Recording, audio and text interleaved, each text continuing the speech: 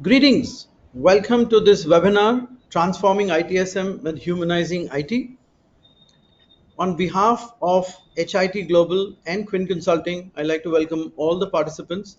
I can see we have logging from around 4 countries, so thank you for that. I still see a lot of people still joining. We had more than 180 registrations. Not all of them are live yet, but we are assuming they would be at some point in time. But keeping the specific time of 60 minutes in mind, I like to kickstart the webinar. So once again, just to get some logistics out of this thing, this webinar is a listen-only webinar. So you will probably be only in the listen-only mode, which means if you have any questions, there is a question panel. I would encourage you to put all your questions as they come in into the panel. There is a team at the back end who will pick it up. If there are something that we can respond immediately, we would. Otherwise, we'll keep it up till the end for Katrina and myself to handle towards the end of the session. We've got about 10 minutes to handle the questions. In case there is any issue on voice or video, please also put it in the chat or in the question panel. Again, somebody will pick it up and try to see how we can help you. This webinar is getting recorded, so you would get a recording of that. However, there will be some edits based on the IP guidelines of both the organizations, but we will try to send you the link to the recording maybe within a week of the webinar, going live. Again, on behalf of um, Quint as well as HID Global, I'd like to welcome.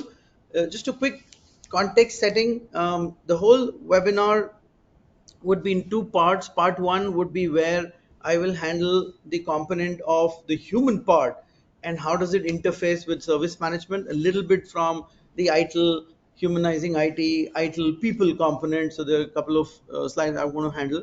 And then our special guest Katrina McDermott will log in. She's logging in. She's is based in Australia, but she's logging in from Vegas. She will talk around the humanizing IT in depth, and also the double diamond framework, which is the core or the heart of humanizing IT in terms of what that framework is, how you can utilize it, and how does the people in IT is so critical. So these are the two components we'll handle as we speak. But before we start, a quick update on who we are and where does the people think Lincoln. As you know, Quinn started in '92 in Amsterdam. In 2004, we had set up the India base. We set up our office in India. 2013 is when we had set up a division called Quinn Colors, and that was the first time that we had introduced the concept of people and how people behavior, how emotional intelligence, how their own capability is so critical for their delivery of services, right? That same brand called Quinn Colors has now been recherished as Tal Success. Yeah, but it's basically focused on the people side, the leadership side. As you know, when we started, we were focusing mostly on IT service management, ITIL, but there, as we moved on, there are other best practices which kind of aligned in. So lean came in, agile came in, DevOps came in, SRE came in, SIAM came in, project management, and other areas, and people became more and more relevant. And today we're going to talk a little bit around that, on the human side of it and the humanizing side of it. Yeah. Now we've got three verticals. As I said, the three P's, as we used to call it earlier in our earlier days. So one of the P, which is the people, is what Tal Success as a division handles. The middle box is where the process and the practices come in. That's the second P. And the third is the products and technology. That's where the third division handles, which automates the process, right? So you need people side, you need the process procedures, the best practices, and then you need tools to automate your best practices. Otherwise, it doesn't seamlessly go through. So these are the three big divisions that we handle from that. Now, service management comes in the best practice, but the leadership and the people side come in the TAL success. So today we're going to talk on the interface of TAL success and best practices over humanizing IT. Going a little bit depth into the portfolio, obviously there are a lot of work going on in assessing the people, talent acquisition and talent development. Placing the right people at the right role is becoming very, very important. You can't pick up an incident manager and put them as a problem manager. They're different hats, or a problem manager into something which is into data science. what kind of resource, what is the profile of the resource, what's the behavioral alignment of the resource, and how do you really put that in the right role. And a lot of attrition is actually happening because, not because of competency, because of the wrong positioning of the talent. So assessment helps a lot. Leadership is another very, very important area. Coaching is important, and if you look at the humanizing part, this is where the culture and the human part is becoming more and more critical from point of view. A little bit more on the best practices. As you already know, service management, the initial best practice and the de facto best practice is still ITIL, and that's where people cert. So we offer the full people cert curriculum. And also, as I said, you can't just have one practice, you need to align it with the other practices. So that's where DevOps comes in, and Agile comes in, and project management comes in, security comes in, risk comes in, and so on and so forth. So then this is the entire portfolio from the popularity point of view. And then if you look at the technology part, that's even bigger. It goes into much deeper depth, whether it is Gen AI or whether it's transformation from a digital transformation point of view, or agile automation, or cloud automation. There are huge set of things. So again, wherever the interface of people and technology comes, people and process comes, it becomes very, very, very relevant. Moving on, one of the things that I want to also stress upon is our global alliances. Apart from the 400 odd courses that we have created on our own, along with our consultancy offering, we've also aligned globally. And HIT Global is one such alliance that we had entered last year, and this is the formal launch program that we are doing across India and Asia. So this is what we're going to talk about. And HIT, we will learn a little bit more about HIT Global and the humanizing IT component as we progress in the webinar. Let's get on into one of the most important aspect of who we are, right? So before we get into understanding service management, understanding the human part, let's understand who's on the other side listening. So there'll be a poll coming in for you. I would request you to quickly, in a very agile manner, press one of the options. We want to know who you are, so we can fine tune our delivery a little bit based on who we are. I can't see the screen on full screen, so I'm going to kind of go and stop sharing for a moment just to see the output. Okay, I see a lot of action. 60% people have mentioned, there's still 40% left. So if you can quickly put in your choice, that'll help. Very nice, very nice. I have 75%. There are still 25% who haven't had coffee in the morning yet. So please help us get to understand you better. Okay, maybe another 5 seconds and then we will end the poll.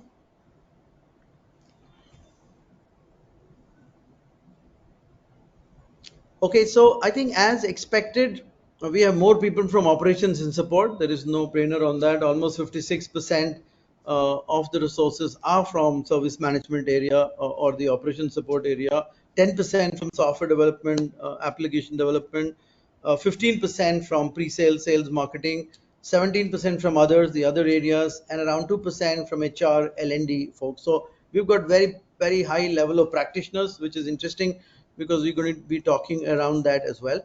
So let me quickly dwell into the main topic that we talked around, which is how does this work in. Now, all those people who are here in operation support, they know there are these four dimensions of service management, and this is what we've been teaching or been learning in the entire ITIL 3, ITIL 4, and the stack. In ITIL 4, in the earlier version of ITIL, we used to call it the 4 Ps, right? The people, the product, the partner, and the process.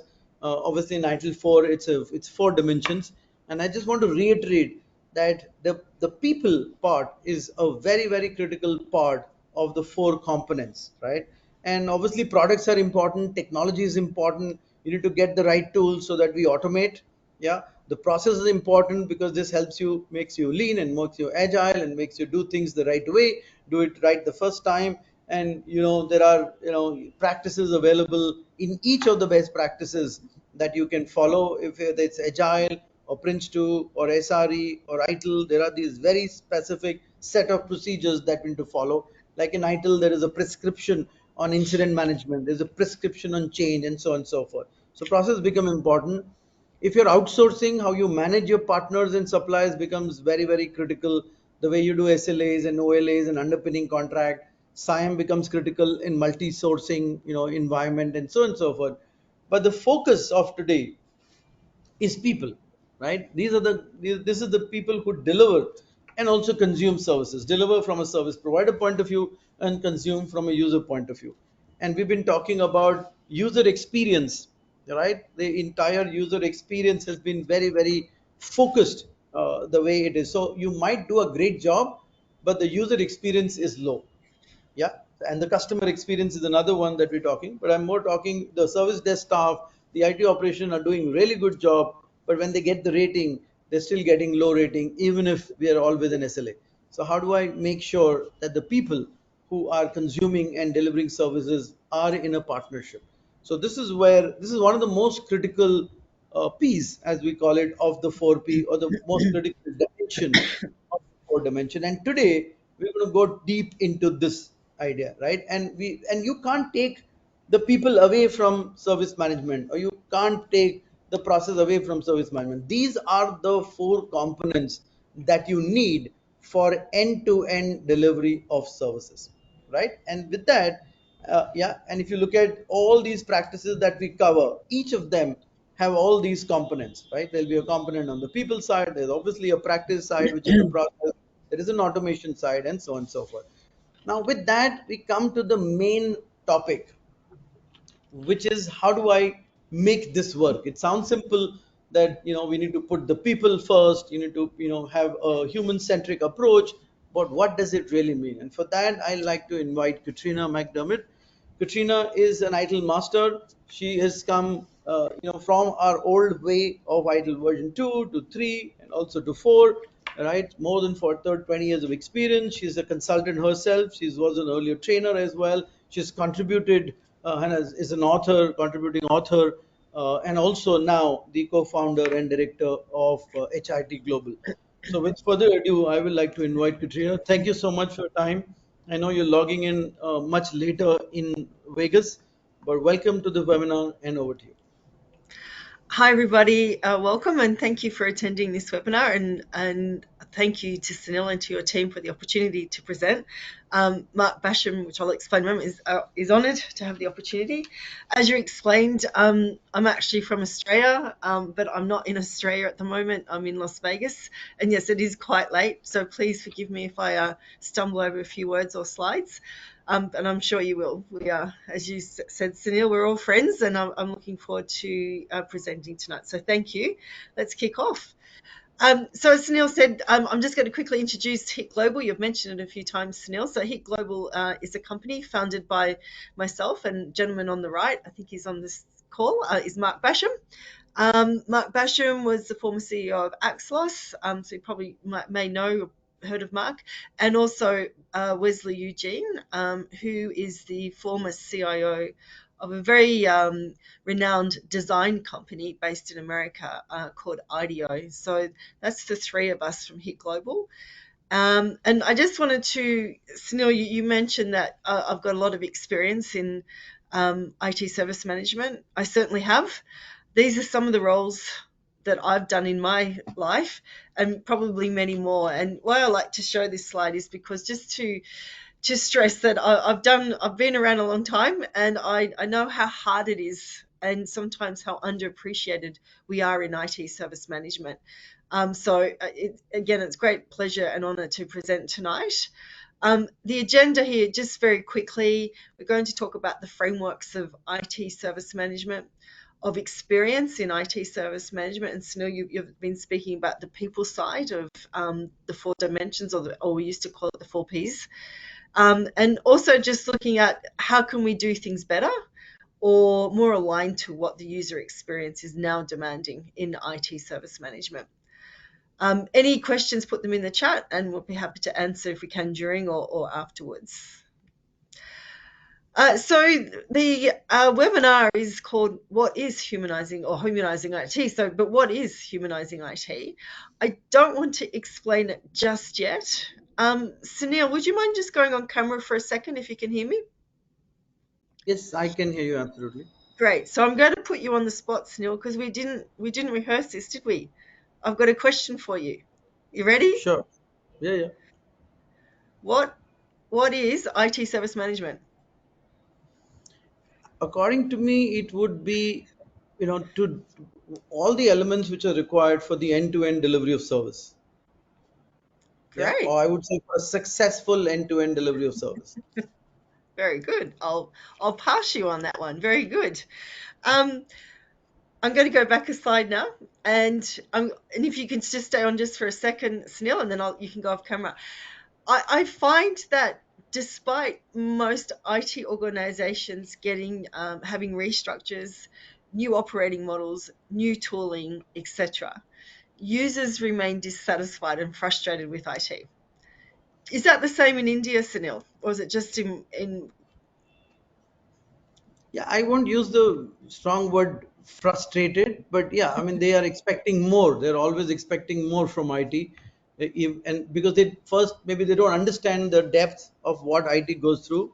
But the correct, expectation is that you should have done it faster. You should have done this better, better. Yeah, I cheaper? was Yeah, expecting the resolution in like a few minutes, and you took few hours. Yeah, so yeah, it is. absolutely, I think it's absolutely. similar. The Yeah. expectation is similar. Exactly. So, what we like to say is that we have to remind ourselves and the business is that we actually do a really good job in IT service management. And sometimes we forget that.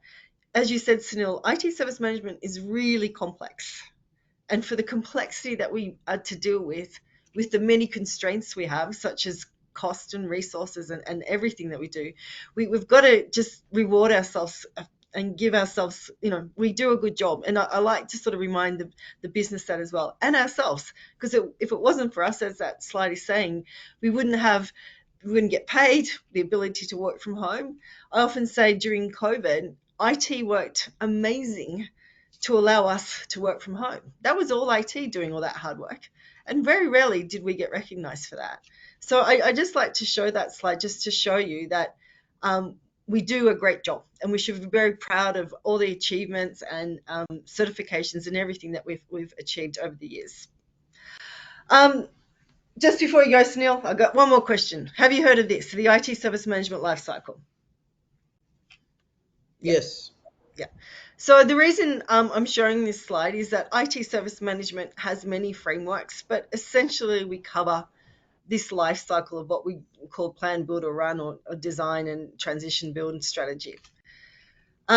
Human-centered design is also a framework, and what I find very interesting is that many people in IT have not heard of human-centered design.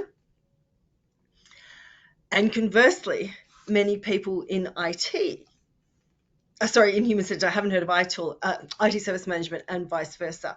And what I like to say is that both frameworks are very, very big. And what humanizing IT is what we're going to learn about is actually introducing them to each other, these two frameworks. So, human centered design, by definition, is a creative approach to problem solving grounded in empathy, research, and zero assumptions.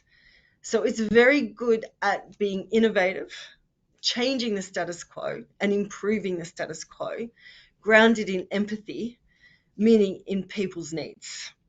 So it's very different definition, don't you think, Snil, of what we said about IT service management? Yeah, absolutely, Yeah, absolutely. I yeah. think this is very interesting. Yeah.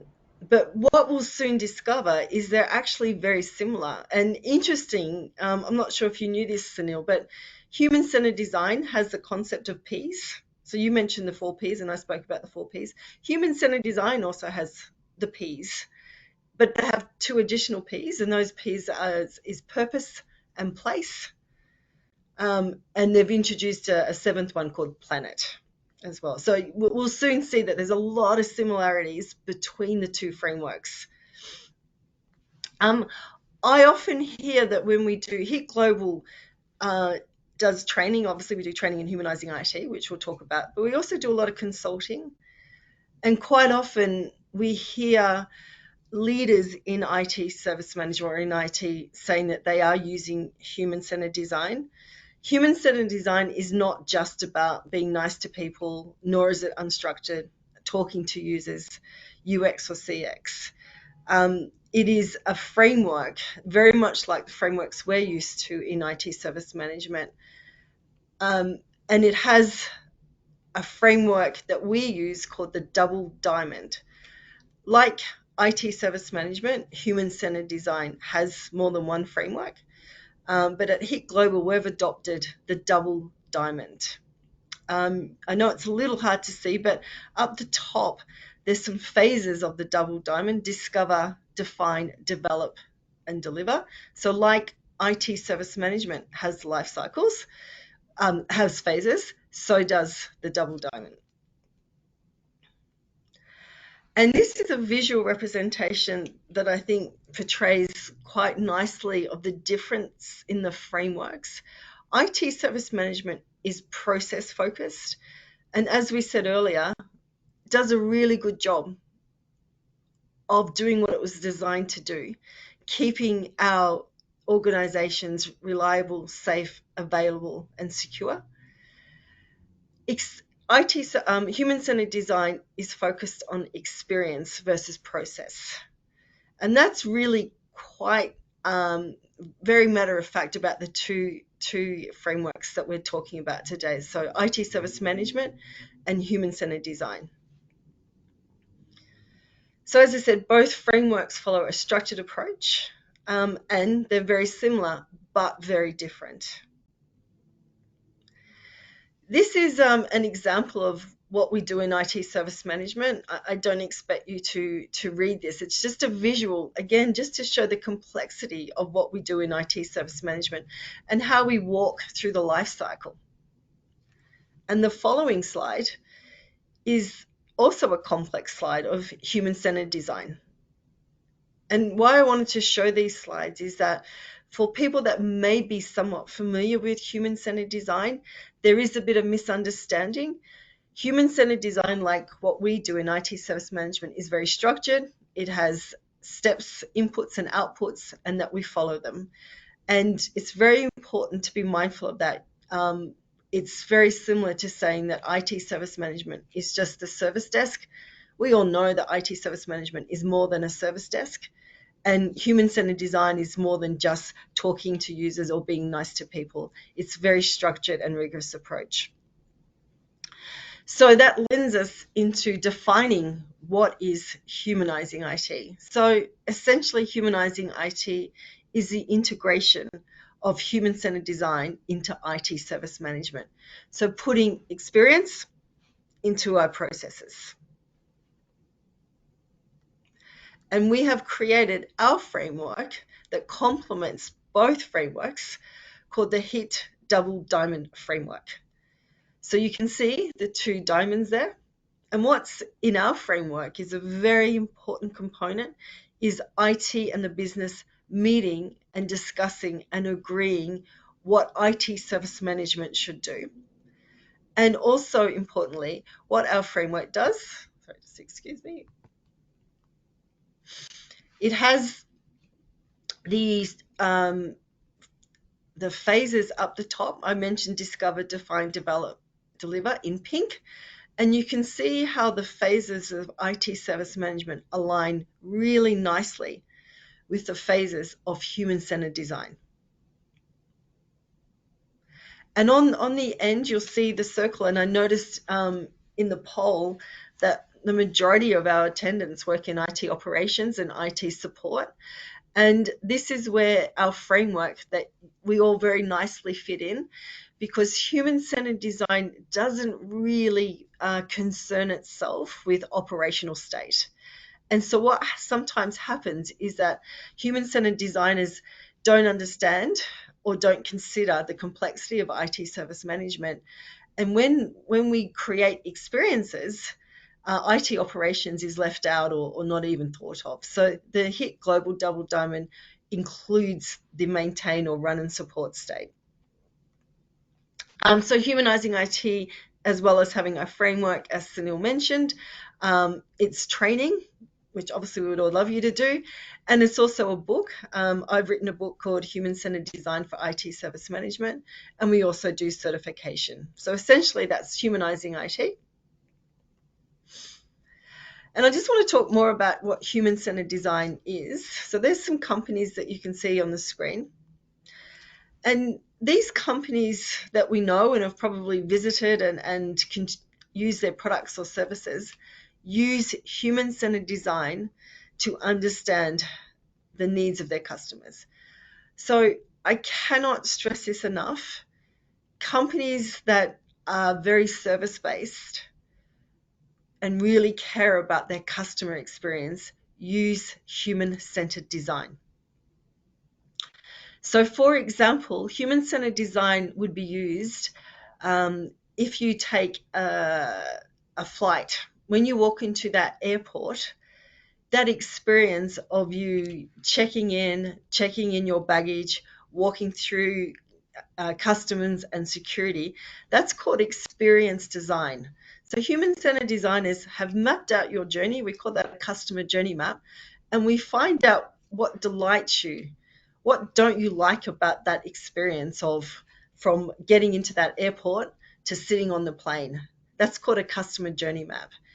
And what we do in Humanizing IT, we use these principles and techniques from human-centered design to help us design our processes and IT services.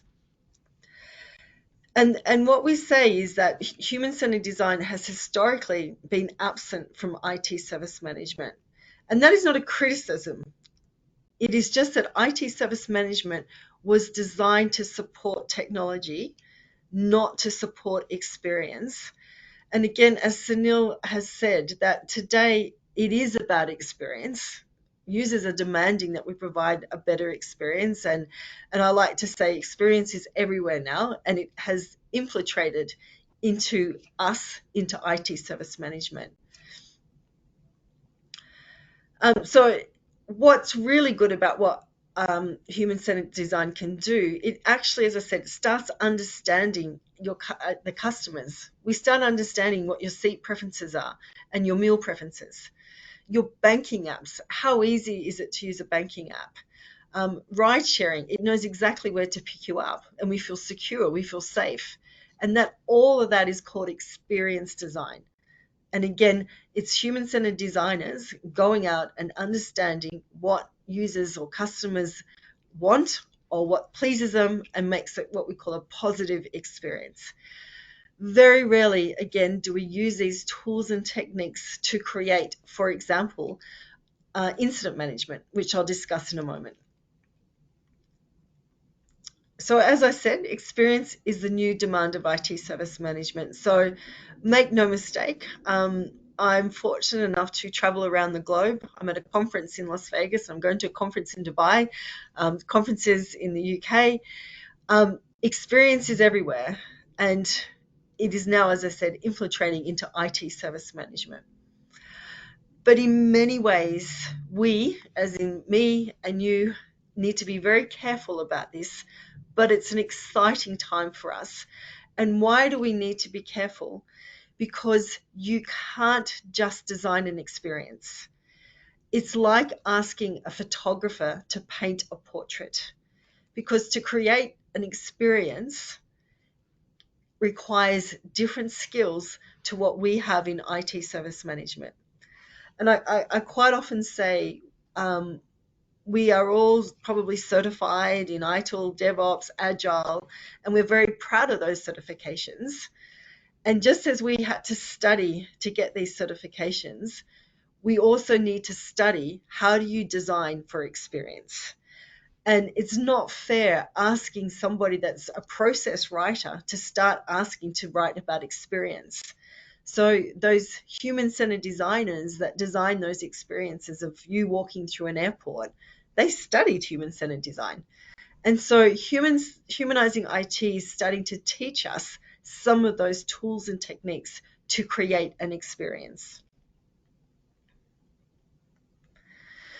Well, and again, we need to be careful, as I said, because I think you'll agree that we've been promising innovation and better services for a long time in IT service management. We've been promising monitoring and alerting will proactively alert IT before the user knows. We have sort of mastered that, but I don't think we've done as good as we could. We've also said self-service portals. I've got an example of this later, that self-service portals will change how users interact, and they won't need to call the service desk because they can self-serve. And you've probably heard about level 1 and level 0. Again, unfortunately, it does fall short. Excuse me. Um, in our research, to this day, most of the high calls to the service desk are password resets. Excuse me, I'm just going to go off camera for a second. I've got a sore throat. Just bear with me for a moment.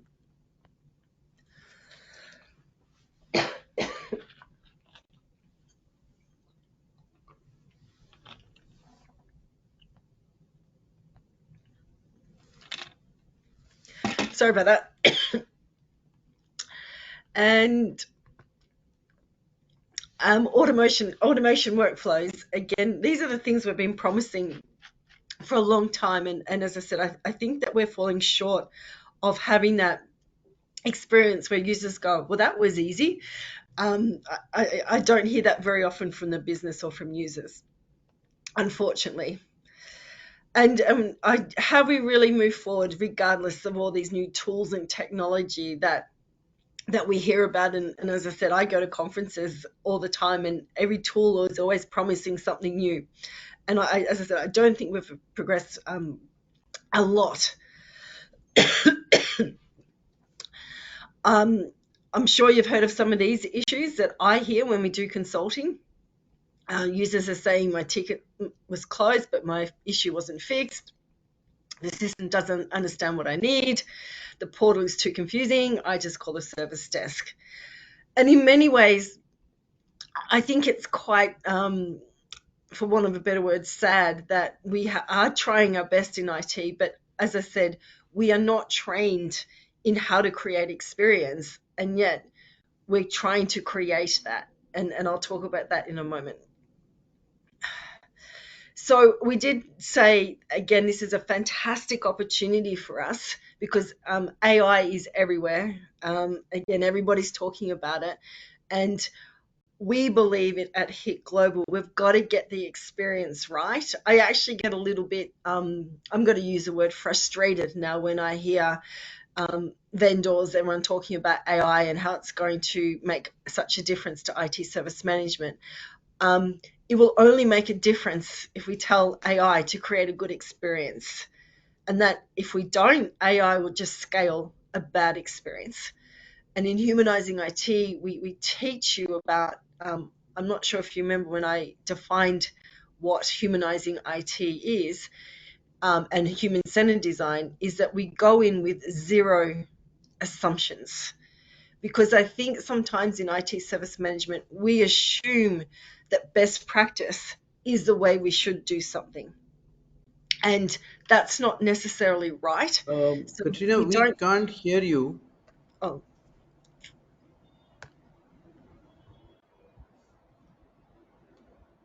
can you hear me now?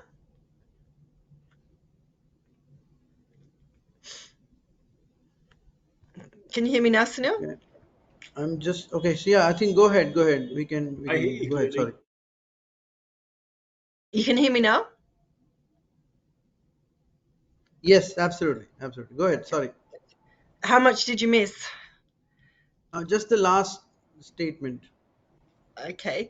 Just really, just briefly, what AI, we're all talking, AI is everywhere now. And what we're saying in Humanising IT and HIT Global is that if we don't fix the experience first in IT service management, AI will just create at scale a poor experience. So this is our opportunity as IT professionals to learn more about how do you create experience for IT service management. Okay. And another thing I'd like to say is that human-centered design really focuses on customer experience, and humanizing IT focuses on user experience. So there is a difference. So we teach you how to create experiences for IT service management versus customer experience. Um, I'm sure that we've all used chatbots, and my experience with chatbots hasn't been fantastic. And if I hear feedback from users, it doesn't have to be IT chatbots. There's a lot of chatbots actually, but a lot of the chatbots that we did in IT simply were not very good. And we like to say it wasn't the technology that was flawed, it was the experience. So the chatbot only does what was designed to do. And unfortunately, and again, this is not a criticism, a lot of the chatbots were designed by IT people, and again, we're just lacking that experience of how to create experience. And Sunil, you talked about how important it was for people to have the right experience. And that is so very true for humanizing IT and for what IT professionals do. We need to have the right skills and experience. And again, that's what humanizing IT teaches us. I will say it again because it's important. We do a great job. Okay, time to congratulate ourselves. But it wasn't designed and it didn't include the lived experience of users. It wasn't its role. Again, IT service management was designed to keep systems stable, secure, available, and reliable. If you look at the history of IT service management, that was absolutely its role. And through the decades, now it's expected that it is including experience. And so how are we going to do that? And there's no frameworks that tell us how do we include experience in IT service management. So humanizing IT complements existing frameworks like ITIL that do a fantastic job. But this is we kind of like to say it's a missing link between all the frameworks that we have in IT service management that it was not designed to do. IT service management is complex. It's not easy, as I said. And typically in IT service management, we were always historically very process driven and document heavy. We wrote a lot of documents and we wrote a lot of process documents. And I say jokingly, but with a fair amount of, I think, element of truth, is that we wrote these documents, and certainly I did, because as I said, I was an incident manager, I was a problem manager, I was manager of many processes, and I wrote all these documents. That was part of my job, and probably no one read them. What we never really did in IT service management was really go out and speak and research and understand our users. We were kind of stuck in our little glass house in IT service management. And quite often, I ask IT organizations that are doing a transformation or they're doing improvements, which is fantastic. And, that's part of being innovative. But I also ask, how are you doing it? So if you're doing an IT project that's going to improve something that needs improving, or you're doing complete transformation, how are you doing it? Meaning, what framework or what approach are you doing? And quite often, there's no answer. Um, I know I've done transformation. I'm also an ex-project manager. I didn't really follow a framework of how I did a transformation or how I did an improvement. So what we say is that this is what the HIT double diamond framework does. It gives you a framework, something you can hold, refer to, and help you in alignment with IT service management to do these improvements. Um, these are some of the activities that you follow in the HIT Global Double Diamond. We obviously don't have time to do them all. There's 16 activities in Diamond 1. These are the first three.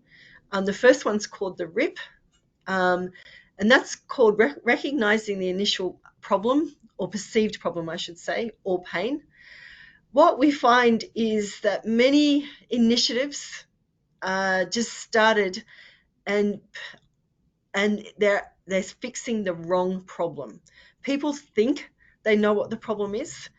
And the RIP is getting everybody together in a room or virtually in a workshop, brainstorming session, and just asking them, what do you think the problem is?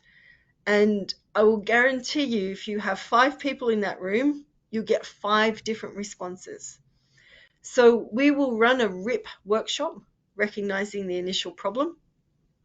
And in that workshop, there'll be process owners, there'll be support staff.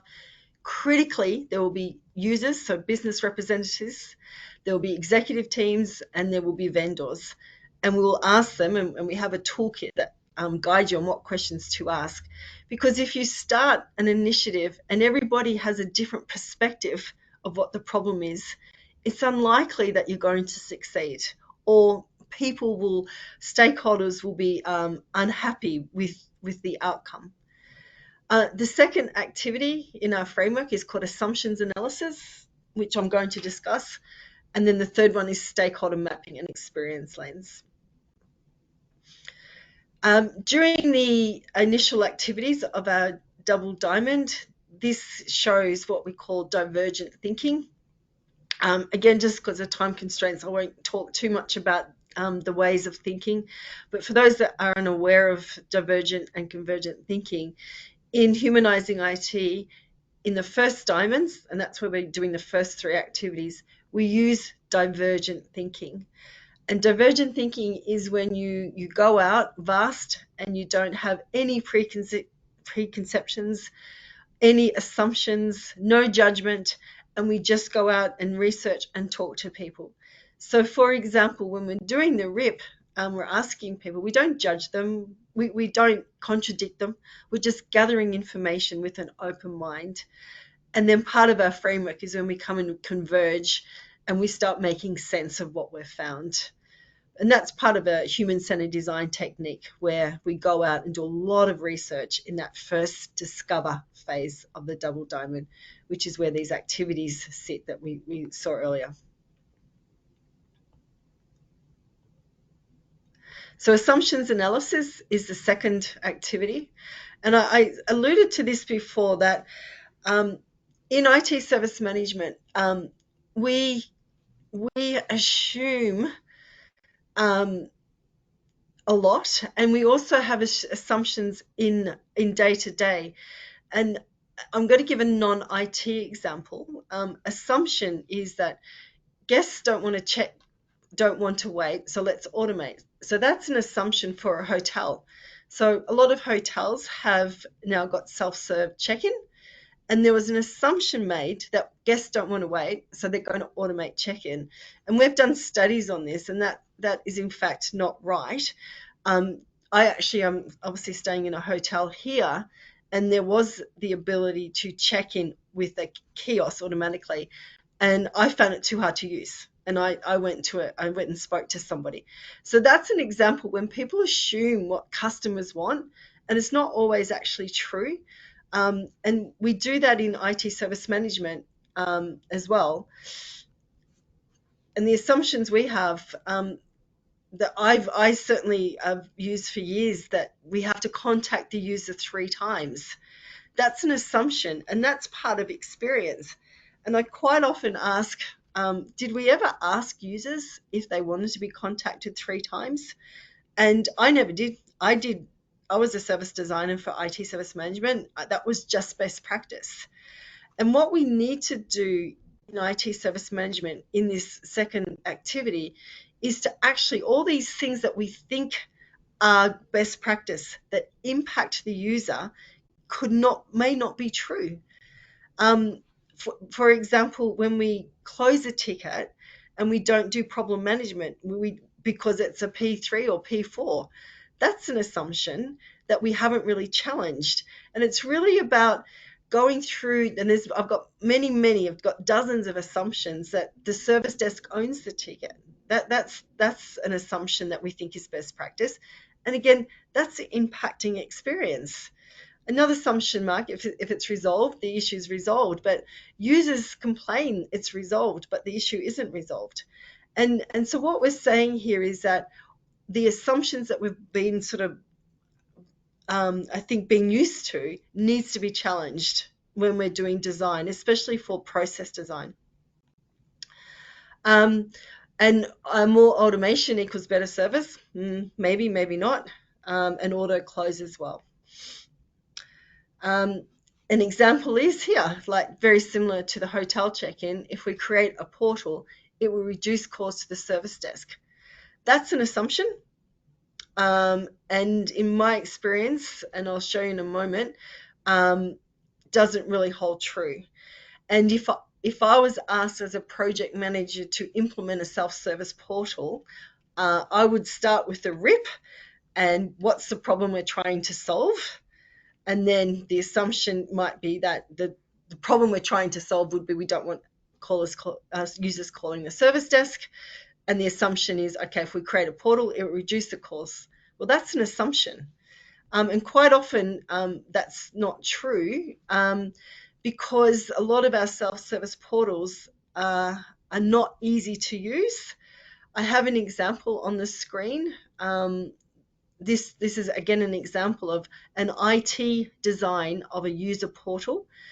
So an example would be the user is presented with options such as network, cloud support, device support. A user won't know what that is. We know what it is, but a user doesn't know what it is. And so, unfortunately, what happens is it doesn't reduce costs to the service desk, or in fact, it creates additional costs later on in the value chain. And so, this is a few things putting it all together that we are not trained to design these type of experiences in IT service management. That's called UX and CX and experience design. So again, it's not fair that we're asked to do this and then we're kind of not getting the rewards that were expected. And again, that's what we're very, very mindful of. And what a lot of people don't understand is we might design the self-service portal, but behind the scenes, all of those things that the complexity that I spoke about earlier is sitting behind that portal. And who is managing that experience or designing that experience of all your outsourced, your contracts, your security policies, pragmatic knowledge, disparate systems, etc., etc. So that is the complexity of IT service management that we need to think about when we're designing for experience. And our vision is for every IT professional to be trained and certified in humanizing IT.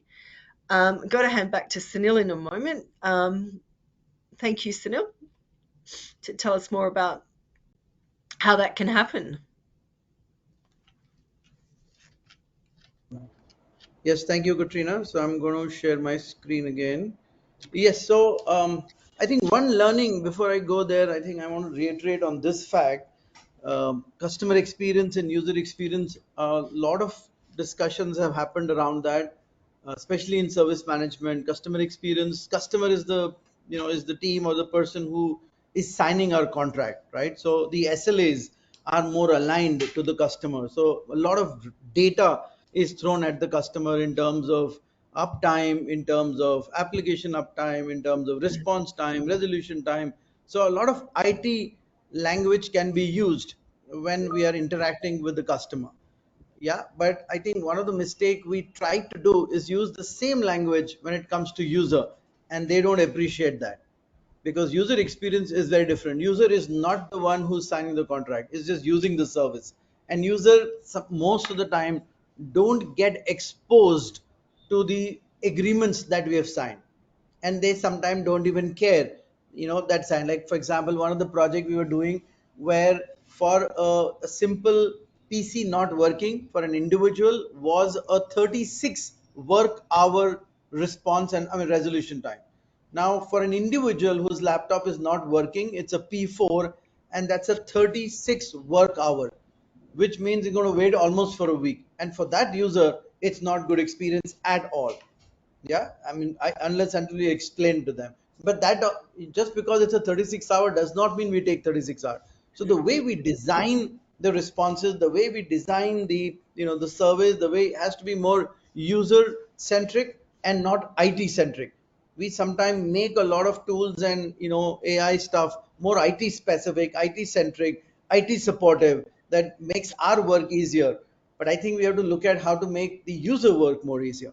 So I think that's one of my learning when I was going through these modules and learning more about it. So thank you, Katrina, for that. Obviously, let's get a little bit more into the three modes that we offer. This is something that we're offering. So one is the e-learning program, which covers in depth the details of what we talked about. How do you really get the double diamond to into action, and how do we really get into humanizing the IT part? So it's pure self-learning. The second is the business angle, which is the e-learning and a hybrid. So it's a hybrid situation where we have virtual classroom for groups along with the e-learning. And the last piece, which is the first class, which is where we've been always been doing the ITILs of the world and the COBITs of the world, which is a classroom based program. It's a hands-on immersive learning classroom based program which is live. So all these three models are available now. Just the self-paced learning, the hybrid model, and first class, and all of them have a certification which is kind of bundled in, like any of the modules. Now, before we go further, I see a lot of questions, but I just want to have one last poll before we get into questions, and we have time for that. We like to also get your view. What would be of your interest? Details do you want us to share, if any? Do you want details on the e-learning, self-paced learning, and the coverage? Do you want more details on the hybrid learning that I explained, the center part, the business part, or are you looking at a master class, which is live classroom program, or maybe you're not interested at this point in time, and maybe we can circle back later. So again, if you can quickly, put in your hands in action and probably check one of the boxes that we have, we'll really appreciate that. I'm going to stop sharing for a moment just to see our response. Yeah, we have 50 people who have voted, so thank you for that. If you Now we have 55. And I want Sunil, to I'll just say that it's a really fun learning experience. It's a very different way of learning. Um, it's app based as well, so it's gamified and it's fun, as well as the in class session is also fun as well. Yeah, I understand it's very interactive. It's not very theoretical. It has a game built in. So yeah, that's absolutely okay. We'll give another 10 seconds and then we'll wrap this poll. I want to get into questions.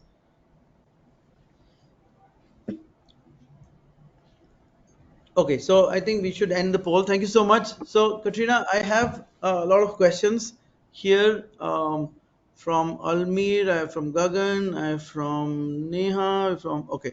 So let me quickly take up the first one, and this is more not purely humanizing IT, but it's more that the customer is not getting convinced on using AI to automate things, right? So we want to, again, I'm coming from the IT side, it's saying we are trying to provide customer service from offshore, and they want to use automated tools and AI, but the customer is not willing to do that. What would be the best way to kind of convince them? I know this is not humanizing IT purely, but No, it's right. I it is. mean, I would ask, why do they want to do it though? To speed up the thing, I think it's more to do with the response time. They're saying we And do a lot of POCs internally, but the customer is still not getting convinced. that's when we would. That's a great question. I mean, that's when we use our framework. We use the RIP and say, what problem are you going to solve? And AI won't necessarily solve that problem. And based on what assumptions people, you said, Sunil, people think AI will make it cheaper and faster. It won't necessarily do that, and in some ways, it will add additional cost. So we need to be very careful in IT service management. Yeah. Yeah, I think one of the things which this is Gagandeep was mentioned saying, I'm going to start talking about humanizing IT for ITSM within my organization Okay. in service delivery. So I think it makes a lot of sense because obviously they are not competing frameworks; they are very, very complementing frameworks. If you are going a little bit deeper into the people side and getting the user experience aligned with the delivery of services, obviously it meets the objective of service management as well. So Gagan, I think that's a very good approach. You do talk. Only thing is the focus of service management, as Katrina was saying, is slightly different. It's more to make sure that your business runs smoothly. Whatever changes are happening are stabilized as soon as possible. Wherein the human-centered design is more on how should you design in a way that is more user specific. Yeah. So they are And two different thought processes, right? yeah. It's And it's so might just not very be. quickly, I like to use a very quick example. In IT service management, we say when the user contacts the service desk, or the user has to log a ticket, or when the user, that's what we've said. And in human-centered design, we would not say that because there's many different types of users. And so we expect every user to follow the same process. And in fact, we expect a frontline worker that's serving customers to log a ticket as someone sitting in an office. So we need to consider our users and design processes around that. So your incident management might deviate depending on your persona, we would say. So that's very important, that we shouldn't say design a process for a user. It should be for the different types of personas in your organization. We need to humanize our processes. Yeah, I think that brings me to one more question, which is very interesting, and I picked it up. It says, how to convince customers to humanize their IT. They are driven by budget, and this might cost more. So, I what would you? guarantee you, if you do humanizing IT, you will save money. Trust me. Yeah, it will absolutely It's save you money. Yeah. Yeah. So I would say I think it's the same case of process versus cost. A lot of the people think that installing a tool will solve all their problems, but it doesn't, because the tool is automating a process. But if the process is not right, Correct. is not agile enough, is not lean enough, then you end up wasting too much time. So again, I Exactly. should not be saying it, but we have this saying in ITIL or service management saying a fool with the tool is still a It's fool. still, So yeah. I think we need to make sure that the processes are aligned, the people are aligned. Once they're all aligned together, it makes sense. Yeah. So I But, hope but I that. but I also like to say companies that we all know and don't know use human centered design. So obviously it's a framework that works, that saves you money, drives innovation, makes it easier. Why don't we do this in IT service management? The business uses it, but we don't. Yeah, yeah, yeah. I have a question which might be related, but this is coming multiple times. It's about IT governance. It's saying, how would IT governance leverage the user experience, or I love that the question. human. You want to know why? Because Yeah, I think this Almir is sent it multiple times. So I'm sure he wants to know the answer.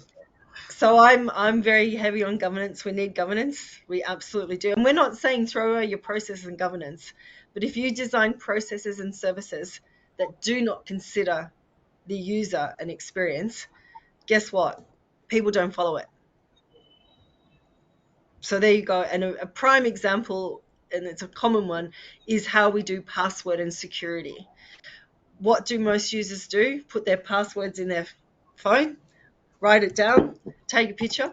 So this is about, we have to consider the different types of users to govern our environment, because people will just break the rules and walk around them. So this is where human-centered design really comes into play. Human-centered design loves complexity, and governance is complex in IT service management. Yeah, I think that's a very solid point, and I get a few thumbs up saying if you make it very user experience based or user based, then people start following it. Yeah, they don't start breaking it, or they don't start creating more issues. Because if you create a password so complicated with such a great process that people have to change it every week or every 2 weeks, and they can't use the last 10 passwords, then they keep forgetting it, and IT keeps getting password reset requests. Yeah, so Correct. it's a kind of a That, big and that's circle. where we Yes. that's where we save you money, because if you design services with the user in mind, for them and with them, the and I think a lot of the time, Sunil, in IT service management, we solve the wrong problem. The problem is the incidents aren't too high. The problem is we're designing services and processes that are hard to use. That's the problem. Yeah. So if we make things easier to use by Okay. involving the So, users, yeah, so I have one question. I can take this last one because we are sure. running out of time. This is coming from Amit. It says he likes the framework. My personal experience that current ITSM tools are not solving this problem, but I'm still unclear how it will come in action in reality. Okay, let me read this. I like the framework of focus on user experience rather than customer experience. That must to have, and I personally experience that current ITSM tools are not solving this problem, but I'm Yeah. still not clear how it will come in action in reality. How this framework is going to be brought in reality. So just very quickly, we were assigned because a big company, big global company, had problems with how the incident updates were being communicated to their customer base. So my old approach would have gone and just rewritten the communications, rewritten, go to ServiceNow or a tool and update the communications. We used our framework and we started with the RIP and assumptions analysis. And basically, the problem was not about communications. The problem was that the customer wanted to know when the incident will be resolved, and especially P1s. And because it's a P1, we don't know. So the problem was unrealistic expectations. So that's just a small example of how applying a design thinking hat rather than jumping in to what we call solution mode, the second diamond, we stop and we research. That's very important because, as I said, guarantee you when you do that, you'll deliver something very different to what you thought your problem was. Okay, so Katrina, I still have more questions coming in, but what we promise is we will handle this on a one-on-one. We will send you the response. 100%. Yeah. We have run out of time, but I like to thank all the panelists. I would like to thank Katrina and Mark for the support. Also, the backend marketing team to make sure that everybody was informed and updated. And I like to also thank all the people who had joined in from various organizations and multiple countries. Thank you for your questions. Thank you for your response. And we'll be sharing you more details on this. And please refer back to us if you have any questions. Thank you so much. Have a great day. Thank you, Take care. everybody. Please contact me if you've got any questions. Thank you. Bye.